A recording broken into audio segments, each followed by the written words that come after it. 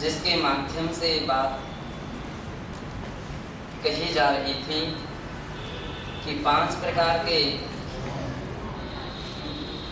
अणुव्रत हुआ करते हैं और उन अणुव्रतों का पालन मुख्य रूप में श्रावक करते हैं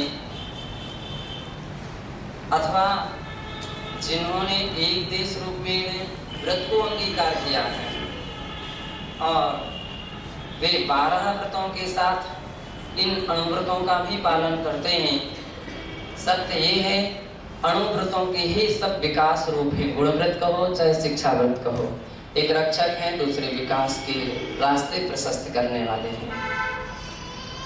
उसी बात का आचार्य श्री समंत्रभद्र स्वामी उसके विषय में विस्तारित रूप में वर्णन करते हुए कहते हैं, तेषां स्वरूपाणि रत्नकरंड श्रावकाचार्य प्रोक्तानि। उन अणुव्रतों के स्वरूप को रत्नकरंड श्रावकाचार्य में श्लोक नंबर 53, 55, 57, 59 और 61 में इस प्रकार से कहा है। संकल्पात् कृतकारित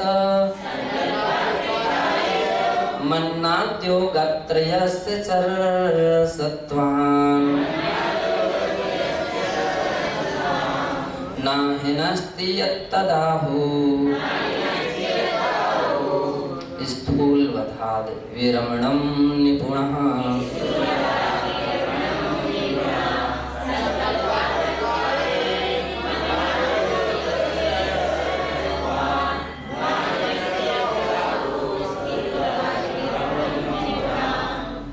एक अणुव्रत को धारण करने वाला श्रावक भी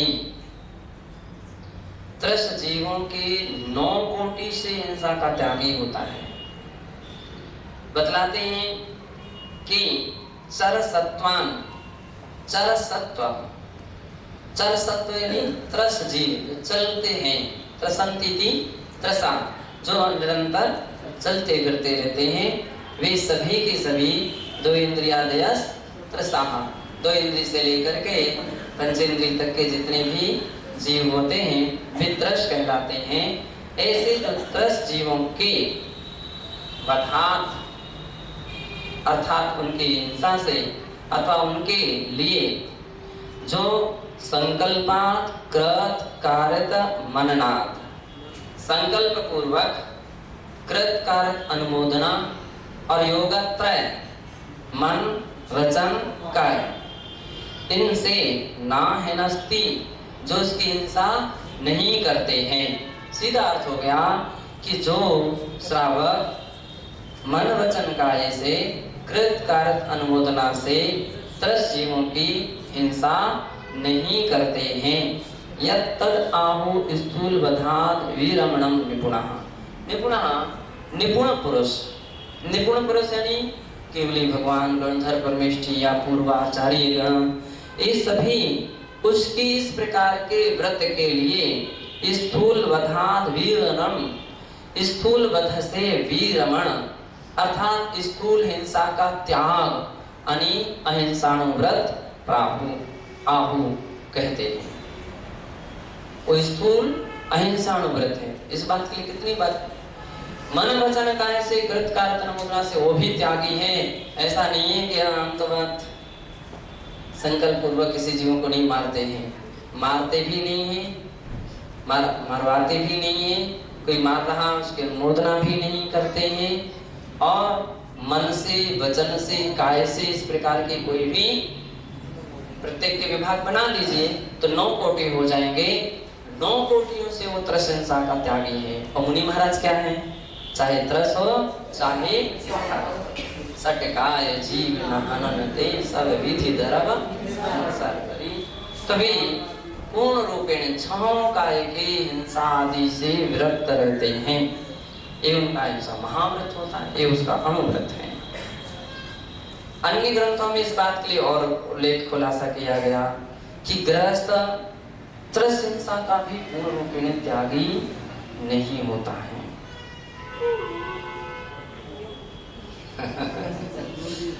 अब है विचारने वो ये है गृहस्थ है, मात्र संकल्पित प्रशंसा का त्यागी है, इसलिए संकल्पात का प्रयोग किया गया है। अभी वो आरंभी, विरोधी, उद्योगी जो 3 प्रकार की शेष हिंसाएं हैं, खेती कर रहा है, उद्योग व्यापार कर रहा है, और तो क्या राजा महाराजा कोई बड़ी स्थिति पर हैं तो अब उनके लिए युद्ध भी करना है, अपने देश अपने राज्य की रक्षा भी करना है, तो युद्ध भी हो रहे हैं, हाँ युद्ध भी हो रहे हैं। फिर इसलिए संकल्प पूर्वक, यानी 3 प्रकार की हिंसा के अलावा जो चौथी हिंसा है उसमें वो संकल्पी हिंसा का ही मात्र त्यागी, संकल्पी हिंसा के लिए 9 कोटियों से नहीं करता है। लेकिन इसका मतलब ये नहीं कि करने की छूट है, नहीं करना चाहिए।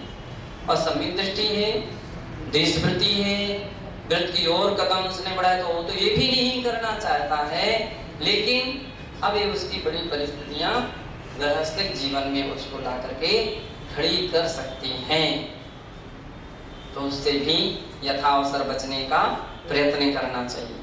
लेकिन इसका अर्थ ये भी नहीं कि केवल संकल्पी हिंसा का ही त्याग है। ऐसे भी श्रावक हैं कि जो संकल्पी हिंसा के साथ साथ बहुत सारे श्रावक ऐसे हैं कि जो आरंभी हिंसा के त्यागी होते हैं, उद्योगी हिंसा के त्यागी होते हैं, व्यापार का त्याग है, व्यापार का त्याग है, बिजनेस नहीं करते हैं, कोई भी सर्विस नहीं करते हैं, तो 2 हिंसा के त्यागी भी श्रावक हैं। कोई श्रावक ऐसे भी होते हैं जो 3 प्रकार की हिंसा के त्यागी हैं, आरंभ के त्यागी हैं। आरंभ त्याग प्रथमा 8वीं प्रतिमा का नाम है, और जब वो व्यक्ति उसको धारण कर लेता है तो आरंभ, अब वो खेती किसानी कुछ भी नहीं करता है, सेवा कृषि वाणिज्य इत्यादि प्रकार के जो आरंभ सारंभ थे उसको वो त्यागी होता है। तो ऐसे विरोधी हिंसा के भी त्यागी कि कुछ भी होगा, कितना भी विरोध हो जाएगा, लेकिन हम हिंसात्मक कोई ऐसा काम नहीं करेंगे, ऐसे भी श्रावक है। आरंभ, संकल्पी, आरंभी, विरोधी, उद्योगी, वेलक छुल्लक जी, ये सब क्या है? 10वीं प्रतिमाधारी श्रावक भी इन प्रकार के त्यागी हैं। अब उसके लिए कोई कहे कि आपके लिए हम भोजन बना दें क्या, तो नहीं कहेंगे कि हाँ हमारे लिए भोजन बना दीजिए।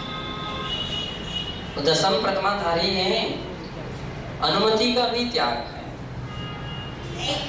अनुमति का भी त्याग है, तो उसके विषय में भी वो अनुमति नहीं देते हैं।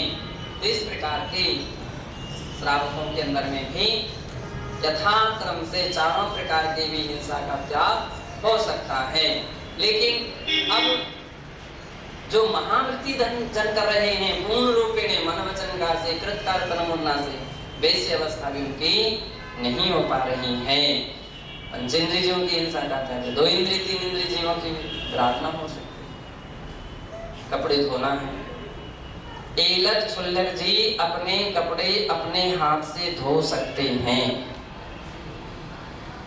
अपना कटोरे को अपने हाथ से मांज सकते हैं।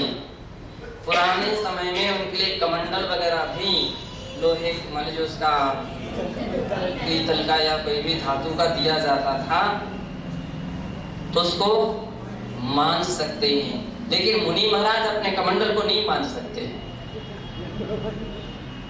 वे चाहें कि चलो मिट्टी से या बेसन से ही सही हम थोड़े साफ कर लें, वो नहीं कर सकते। क्यों? अब सुनते जाओ, नहीं धोना चाहिए। उसके लिए इतना ही तरीका है, आप उसके लिए सुखाइए। अपना सुबह के समय अपना निवृत्ति से आ जाते हैं, तो इसके उपरांत फिर उसको पोंछ करके या धो करके उल्टा करके सुखा लेते हैं। दूसरा पानी जो भरा जाएगा तो शुद्धता से भरा जाए। मांझ नहीं सकते, इसलिए लकड़ी का, मुनि महाराज लकड़ी का कमंडल क्यों लेते, धातु का क्यों नहीं लेते? यद्यपि ऐसा भी है, धातु के कमंडल भी मुनि महाराजों ने लिए, ऐसे उल्लेख मिलते हैं जहाँ कहीं कुछ भी उपलब्धि नहीं हुई, ऐसा भी है ना। लेकिन आमतौर पर उसमें मांझना पड़ता है। लकड़ी का तो पानी से ही शुद्ध हो जाएगा, लेकिन धातु के कमंडल वगैरह बिना मांझे शुद्ध नहीं हो सकते हैं। मृतिका शुद्धि नाम की 8 प्रकार की लौकिक शुद्धियां रहती हैं, तो उसमें मूलाचार में मृतिका शुद्धि कहाँ है? तो मृतिका का अर्थ होता है मिट्टी, तो मिट्टी से भी कुछ कुछ सामग्रियां ऐसी रहती है, उसके द्वारा शुद्ध की जाती। थाली बिना मांझे शुद्ध नहीं हो सकती। कोई भी बर्तन, लोहा, धातु बिना मांझे शुद्ध नहीं हो सकता है, उसको मांझना ही पड़ेगा, उसको मांझना पड़ेगा। लेकिन नारियल आदि के कमंडल हैं लकड़ी के, अब इनके मांझने की कोई आवश्यकता नहीं पड़ती है। तो यानी एक क्षुल्लक जी जो हैं, वो चाहे परिस्थिति पर अपने कमंडल अपने हाथ से धातु के रहते थे, मांझ सकते हैं, कटोरा अपना मांझ सकते हैं, अपना लंगोटी चादरा धो सकते हैं। हम लोगों के लिए एक बार ऐसा प्रसंग आ गया कि महाराज ने जैसा भी मान लो अवसर, ऐसी घटित घटना घट गई। एक बार एक कटोरा हम चौके वाले ने कहा हम भेज देंगे बाद में, कहा ठीक है, अभी ये हाथ चल रहा, चौका चल रहा है, बाद में हम भेज देंगे। हम लोग भी बड़े प्रसन्न हो गए, ठीक है ये बाद में भेज देना। अब वो दूसरे दिन भूल गया या जैसा भी रहा, कटोरा तो नहीं आ सका, कटोरा नहीं आया, तो अब हम लोग, मुझको भी डर था इस बात के लिए कि अब क्या महाराज को कहेंगे। तो धीरे से दूसरे दिन हम उसी चौकी में चले गए। अब ये सारी बातें महाराज के लिए तो कौन सी बात अनजानी है, गुरुओं को छिपी रहे तो कोई छिपी नहीं रह सकती। वो तो बात महाराज को मालूम चली गई, लेकिन हमको नहीं मालूम था कि महाराज को